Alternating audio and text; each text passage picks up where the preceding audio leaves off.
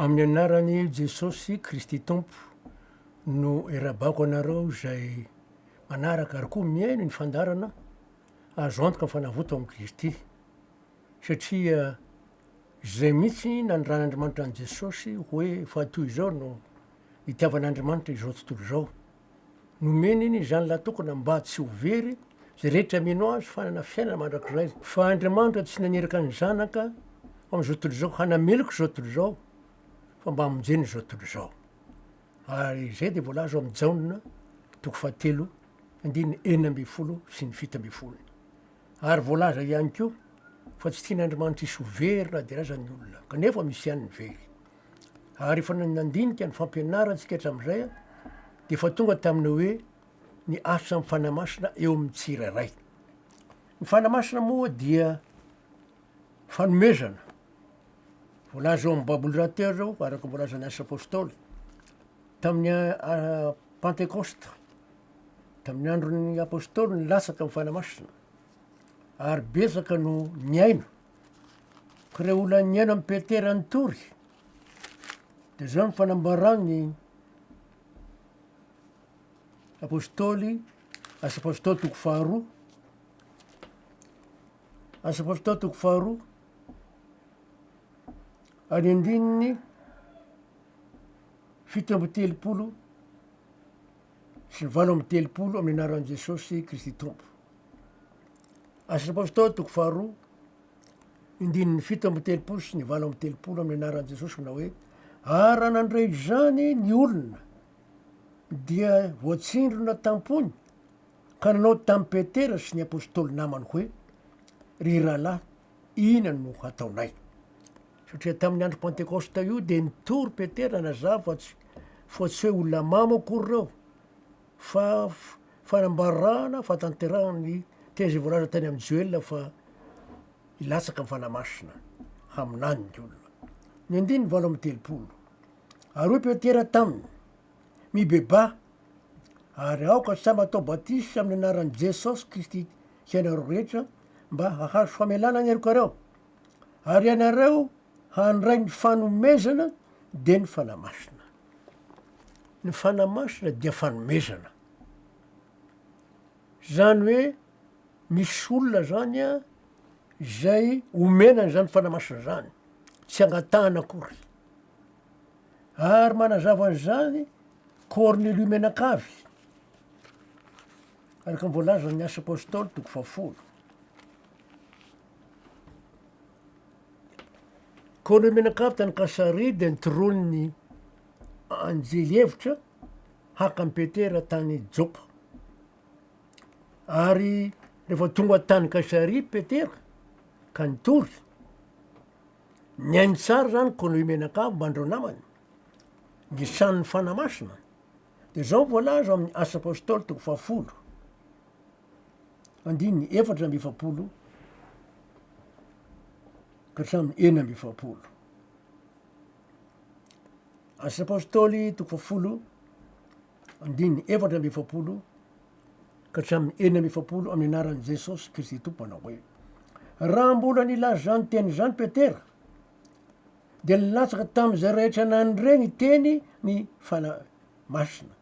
Zao tsara hoe de nilatsaka tam'izay rehetra nandreny teny ny fanamasina.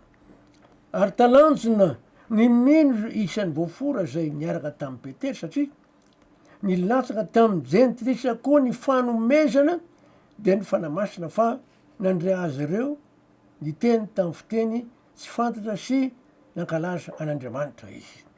Zao tsara eto fa hoe nilatsaka tamin'ny jentilisa koa ny fanomezana de ny fanamasina.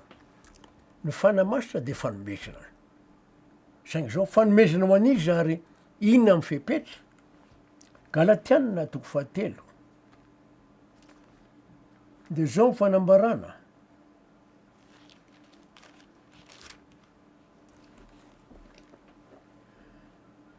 Galatianina toko fahatelo any andininy efatra amby folo. Galatianina toko fahatelo andininy efatra amby folo amin'ny anaran'i Jesosy manao hoe mba ho tonga amin'ny jentilisa ny fitahiana ny Abrahama ao amin'ny Kristy Jesosy ary mba ho raisitsika amin'ny finoana ny teny fikasana ny amin'ny fanahy. Raisina amin'ny finoana ny fanomezana de ny fanamasina. Le olona mino ny famonjena fanavotana zay nataon'Andriamanitra ho an'izao tontolo zao. Saingy zao zay mino rehetra ve de manamarina an'izany ny Galatiana toko fahaefatra ny andininy fahaenina. Galatiana toko fahaefatra andininy fahaenina amin'ny anaran'i Jesosy manao hoe satria zanaky ianareo de nirahan'Andriamanitra ao ambonitsika ny fananany zanany miantso hoe Aba ray eo. Zay olona aniny ka tonga zanak'Andriamanitra no mena ny fanomezana de ny fanamasina. Ary raha nandinika tsara ny tenin'ny Petera tsika tamin'ny Pentecoste hoe mibebana reo. Le olona aniny zany tsy maintsy mibebaka. Zay fa zoro mandray ny fanamasina. Fa raha tsy zany tsy afaka handray ny fanamasina mihitsy izy zareo. Zay ny mivoalaza tsy raha ny andra tsika ny amin'ny hoe ny asan'ny fanamasina eo amin'ny tsirairay. Asan'ny apôstôly toko fahatelo ny andininy 7 sy ny 20. Asan'ny apôstôly toko fahatelo andininy 7 sy ny 20 amin'ny anaran'i Jesosy Kristy tompo manao hoe koa mibeba ianareo ka miverena hamonona ny fahotanareo mba ho ao zay andro famelombelomana avy amin'ny fanatrian'ny tompo. Asan'ny apôstôly toko fahatelo andininy 7 sy ny 10. 7 sy ny 20 azafady. Asan'ny apôstôly toko fahatelo andininy 7 sy 20 amin'ny anaran'i Jesosy manao hoe koa mibeba ianareo ka miverena hamonona ny fahotanareo mba ho ao zay andro famelombelomana avy amin'ny fanatrian'ny tompo. Ny filazana hoe andro famelombelomana amin'ny fanatrian'ny tompo de manambara ny fanomezana fanamasina.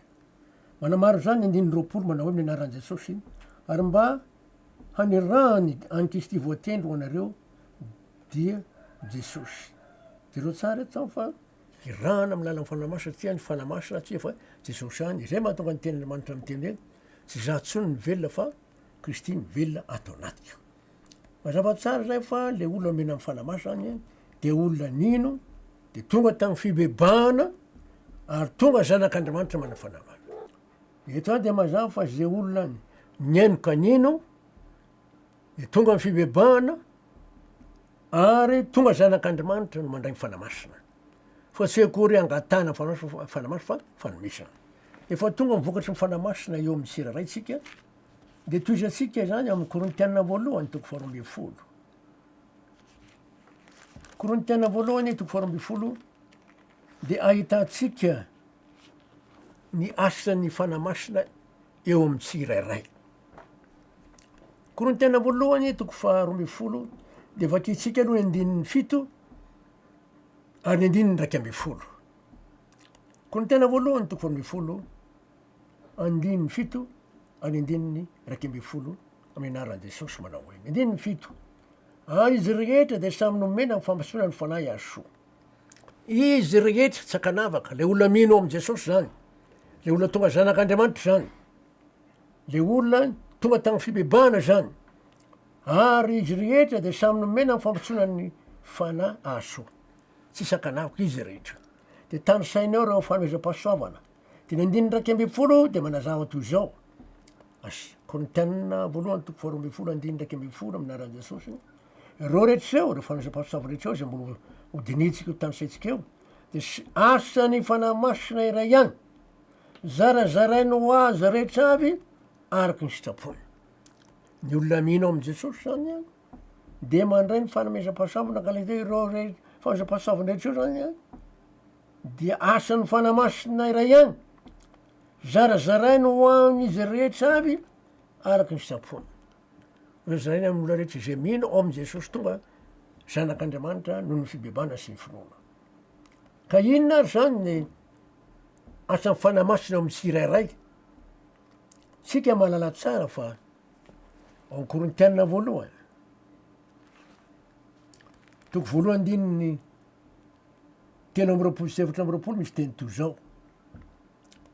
Korintianina voalohany toko voalohany andininy telo amby roapolo sy efatra amby roapolo amin'ny anaran'i Jesosy Kristy Tompo manao hoe fa ny jiosy mila famantarana ary ny jentilisa mitady fahendrena. Andininy telo amby roapolo sy efatra amby roapolo. Fa zay kosa mitora ny Kristy voahombo amin'ny azo fijaliana dia fahalafitoenana amin'ny jiosy ary fahadalana amin'ny jentilisa. Fa am'izay vao antsy kosa na jiosy na jentilisa de Kristy zay herin'Andriamanitra sy fahendren'Andriamanitra. Jesosy Kristy vombotry amin'ny fijaliana dia fahadalana amin'ny jiosy ary fahalafitoenana amin'ny jentilisa. Fa ho am'izay vao antsy kosa de Jesosy Kristy herin'Andriamanitra sy fahendren'Andriamanitra. Ka raha miverina any amin'ny Korintianina voalohany toko 12 tsika de zao voalaza amin'ny andininy fahavalo. Vakina aloha ny andininy fahafito de vakina andininy fahavalo amin'ny anaran'i Jesosy Kristy Tompo manao hoe ary izy rehetra de samy nomena ny fampasoana ny fanahy soa fa ny tsirairay. Za zany tsy afaka maka hoe ny anankiray fa ny tsirairay satria izy rehetra fa ny tsirairay nomeny ny fanahy teny fahendrena ary ny tsirairay teny fahalalana arak'izany fanahy zany ihany. Ajanontsika eo aloha. Iatsika de mahita fa avy amin'ny fanahy masina ny tsirairay no mahazo an'ny fahendrena ary fahalalana. Tsika efa namaky tary amin'ny Korintianina voalohany toko voalohany andininy efatra amby roapolo fa Jesosy Kristy zay herin'Andriamanitra sy fahendren'Andriamanitra. Ary raha mijery koa tsika eo amin'ny Kolosianina.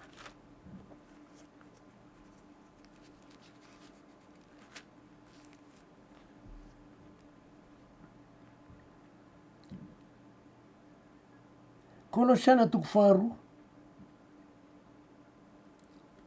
ny andininy roa sy ny telo misy teny toy zao. Ka ny andininy fahatelo ny tena ilaitsika. Kolosiana toko faharoa andininy roa sy ny telo amin'ny anaran'i Jesosy. Mba ampifaliana ny fony any nampiraisana azy amin'ny fitiavana sy ny amin'ny kareniny fahatokiana be avy amin'ny fahazavan-tsaina ho amin'ny fahalalana tsara ny zava-miafina zay an'Andriamanitra de Kristy zay iafenany rakitry ny fahendrena sy ny fahalalana rehetra. Raha makitsika no andininy fahatelo de zao Kristy miafenany rakitry ny fahendrena sy ny fahalalana rehetra. Ao am' Jesosy ny fahendrena rehetra sy ny fahalalana rehetra. Ka raha mamaky tsika zany ny Korintianina voalohany toko 12 andininy valo sy ny sivy andininy valo de mahitsika hoe fa ny tsirairay nomeny ny fanahy teny fahendrena. Jesosy le fahendrena tsy iny ao aminy de tanteraka le fahendrena. De hoy koa hoe ary ny an'ny tsirairay teny fahalalana arak'izany fanahy zany ihany. Teny fahalalana Jesosy ny fahalalana. Ao aminy raketany fahalalana rehetra tonga ao am'Jesosy satria tonga am'le olona Jesosy. Satria ny Kolosianina mihitsy milaza fa Jesosy mihitsy ao am'le olona. Kolosianina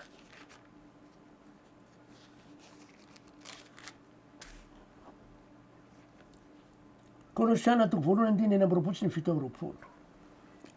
Kolosianina toko voalohany andininy enina amby roapolo sy ny fito amby roapolo amin'ny anaran'i Jesosy Kristy Tompo manao hoe dia ny zava-miafina lay voafina hatramin'ny fahagola sy ny taranaka maro fa voaseho ankehitriny amin'ny olony masina zay efa tian'Andriamanitra ho nampifantarina miareny voninahitra ty zava-miafina ny teny amin'ny jentilisa de Kristy ao anatinareo zay fanantenana ny voninahitra. Kristy ao anatinareo zay fanantenana ny voninahitra. Ka rehefa tonga am'le olona Kristy le fahendren'Andriamanitra, herin'Andriamanitra iafenany ny fahendrena sy ny fahalalana rehetra. De zay mbola aza tamin'ny Korintianina voalohany toko 12 ny andininy fahavalo fa ny tsirairay de nomeny ny fanahy teny fahendrena ary ny tsirairay teny fahalalana arak'izany fanahy zany ihany. Fa tsy tonga ho azy ao fotsiny ny fahendrena sy ny fahalalana satria manambara an' Jesosy zany fahendrena sy fahalalana zany ary izy no loharano ny fahendrena sy ny fahalalana.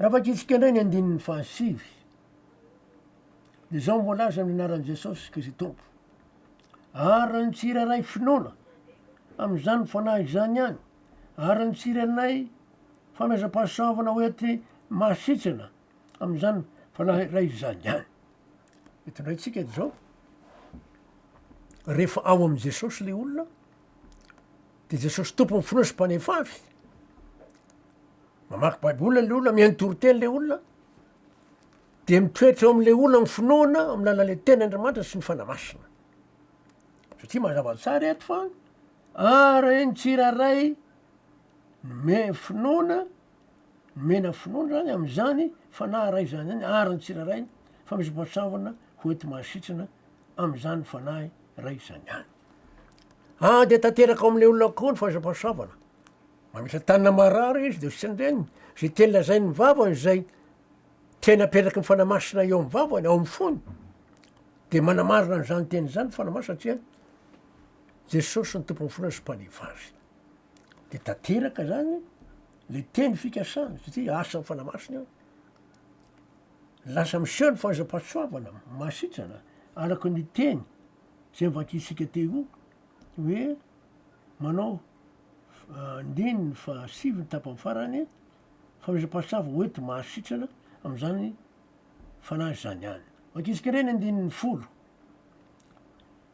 amin'ny anaran'i jesosy kristy tompo korintiana voalohany toko faharoa ambiny folo andininy folo amin'ny anaran'i jesosy ary ny tsiraray manao fagagana ary ny tsiraray maminany ary ny tsiraray ny mahafantatra fanahy samihafa ary ny tsiraray ny miteny amy fiteny samihafa tsy fantatra ary ny tsiraray mandika fiteny tsy fantatra reo rehetra reo de asa ny fanahy iray ihany zarazarainy ho azy reketra avy araky ny sitrapony ny fanamasina mitondra an'ireo famezam-pahasoavandreo ao am'le olona mino ao am' jesosy tonga zanak'andriamanitra ny finoana sy ny fibebahana ka nandresy ny aina amazava tsara ny fanambarany eto any tsiriray manao fagagana ny tena marina tsy le olona manao fagagana fa le fanamasina jesosy ao aminy hoy jesosy ndray andro hoe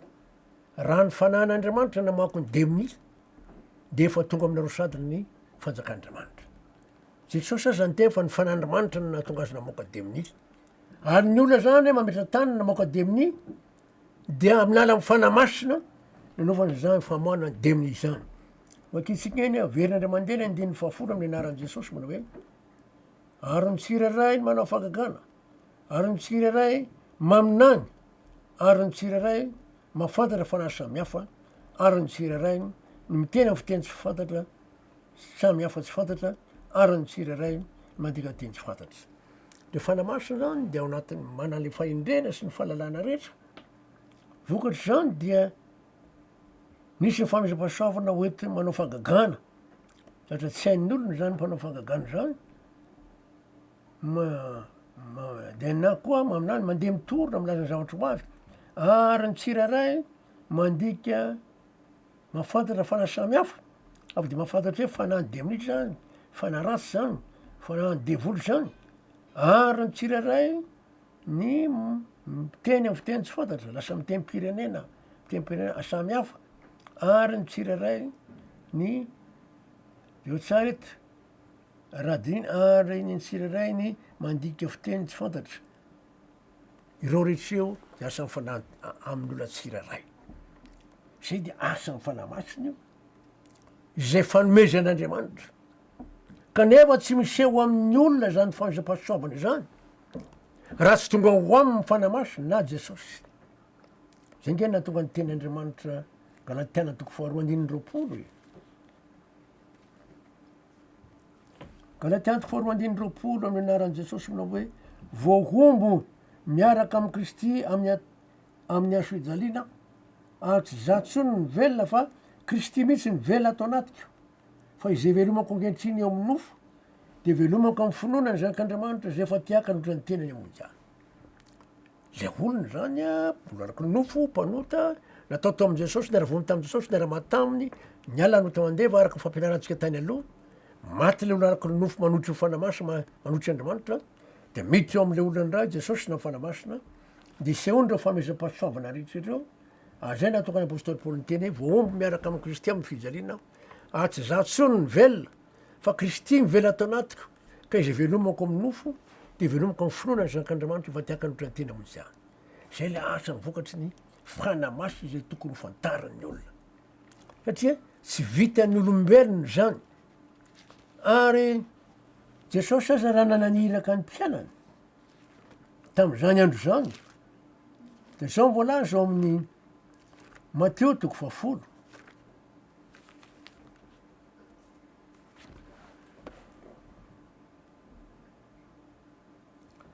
Matteo 10 nananiraka amy mpianany izy de ny 7 sy ny 8 misy teny toy zao minaran' Jesosy raha mandeha ianareo de mitorohy hoe efa miakaiky ny fanjakan'ny lanitra zay ary ny toy ny 9 de hoe sanony marary atsanganony maty sanony marary diovony boka avoany de minia efa nahazo mamaim-pona ianareo koa manomeza mamaim-pona fanomezana mamaim-pona Jesosy Kristy fa toy zao nitiavan'Andriamanitra zao toy zao nomeny ny zanalahy-tokana mba tsy hovezy rety amino azy fa nanafiana mandrakizay fanomezana fanamasa araka nyvoalaza hoan'zay nyaino nino tonga fibahana tonga zanak'Andriamanitra mandray ny fanamasina eny fanomezana reo fanomezam-pahasoavana rehetra avy aminy fanamasina